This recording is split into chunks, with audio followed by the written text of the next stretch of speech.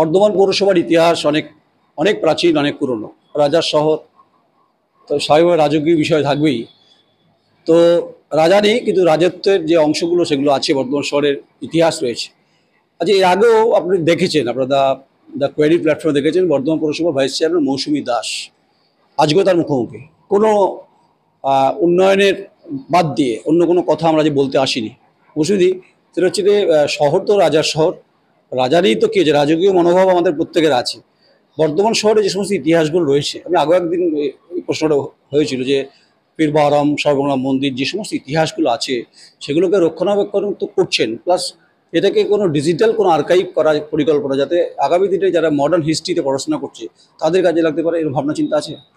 হ্যাঁ, সে তো অবশ্যই। আমরা তো এখনই শুরু করে দিয়েছি। মঙ্গলাবাড়ি দেখেছেন আপনারা যে কত সুন্দরভাবে হকার মুক্ত জায়গা, ওখানে পরিষ্কার পরিচ্ছন্নভাবে করা হয়েছে, লাইট বসানো হচ্ছে, পুকুর সংস্কার হচ্ছে, মায়ের মন্দিরটাকে ভালোভাবে করা হচ্ছে নতুন করে। সেই রকমই ডিজিটালভাবে একটা কিছু করার আমাদের ইচ্ছা আছে, যে যেখানে আমাদের পর্যটকরা এসে ভালোভাবে মন্দিরগুলো ঘোরাফেরা করতে পারবেন, বা ভালোভাবে দেখাশোনা করতে পারবেন, বা যে এত সুন্দর একটা জায়গা তৈরি করেছে ডিজিটালভাবে, আমরা সেটা তৈরি করার চেষ্টা করব। আমরা বর্ধমান বলতে, বর্ধমানে যারা জেলার মানুষ, বাইরের মানুষ যারা অনেক বিদেশে থাকেন, তারা লর্ড কার্জন গেট বলতেই বোঝায়, রাজবাড়ি বলতে সবাই জানেন। কিন্তু কঙ্কালেশ্বর কালীবাড়ি ইতিহাসটাকে আপনার প্রতিদেব হচ্ছেন বিধায়ক খোকন দাস, আপনি তার সহধর্মিণী, যে মডেল করা যেতে পারে কঙ্কালেশ্বর মন্দির ইতিহাসকে, সমৃদ্ধকে সামনে রেখে, এবং মানুষের আকর্ষণ কিন্তু কঙ্কালেশ্বর মন্দিরে দিয়ে গেছে। আচ্ছা, মৌসুমী দাসের তো দায়িত্ব অনেক, ভাইস চেয়ারম্যান, ভাবনা চিন্তা এরকম আছে আরও কিছু করা যায় কিনা? হ্যাঁ, অবশ্যই। কেননা আমাদের মা কঙ্কালেশ্বরী মায়ের যা মন্দির ছিল, একটা পুরনো ঝোপঝাড়ের মধ্যে ভাঙাচোরা একটা মন্দির ছিল। সেখান থেকে আজকে বিধায়ক সাহেব আমাদের দিদির মাননীয় মুখ্যমন্ত্রী অরূপ রায় যেরকমভাবে তৈরি করেছেন মন্দিরটাকে, যেরকম ওনার যে মেন্টালিটি, এরকমভাবে তৈরি করে নিয়ে আসতে পারবে মন্দিরটাকে, সেটা আমরা কোনোদিন স্বপ্নেও ভাবতে পারিনি। এখন আমরা নিজেই দেখে আশ্চর্য হয়ে যাই, তো বাইরের লোক তো ভাববেই যে এত সুন্দর মন্দিরটা কিভাবে ওনার মাথা থেকে এলো, বা এরকমভাবে সন্ধ্যারতি একটা তৈরি, এরকম মানে 7-8 জন ব্রাহ্মণ মিলে একটা সন্ধ্যা আরতির ব্যবস্থা করেছেন। এটা আমি চাইবো আমাদের বিধায়ক সাহেব আরও যেন সুন্দর করে তৈরি করতে পারেন মন্দিরটাকে, আরও নতুন কিছু ভাবনা চিন্তার মধ্যে দিয়ে মন্দিরটাকে আরেকটু যাতে মানে নতুনভাবে সংস্কার করে তৈরি করতে পারেন, সেটাই আমি আরও বিধায়ক সাহেবকে আরেকবার বলবো।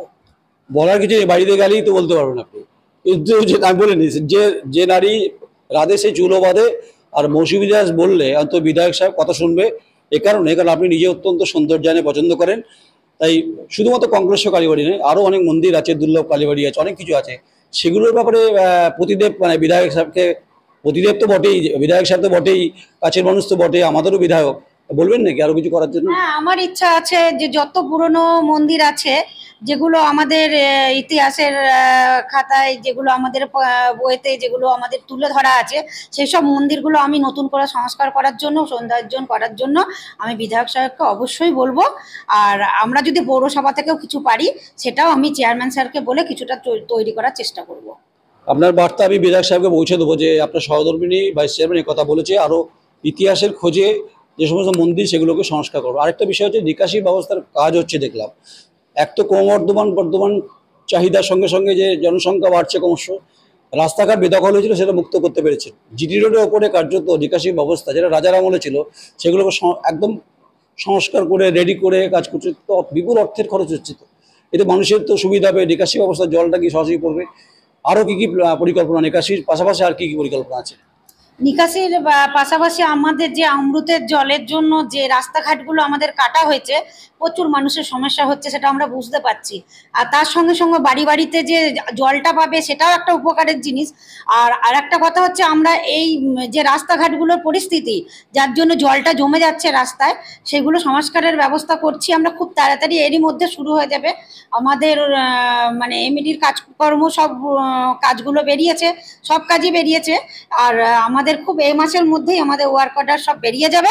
আমরা সব কাজ আশা করি এই মাসের মধ্যেই সব কাজ আমরা ধরে ফেলবো। কোনো জায়গায় আমাদের রাস্তা বলুন, ড্রেন বলুন, কোনো জায়গায় কোনো কিছু পড়ে থাকবে না, সব মেরামতি আমরা করে দেবো। আমাদের আশা আকাঙ্ক্ষা আপনার প্রতি থাকবে এবং আপনার প্রতি আমাদের নজর থাকবে। আচ্ছা, মৌসুমী দি হচ্ছে ভাইস চেয়ারম্যান, তার প্রতিদেব হচ্ছে খোকন দাস, বিধায়ক খোকন দাস দক্ষিণের।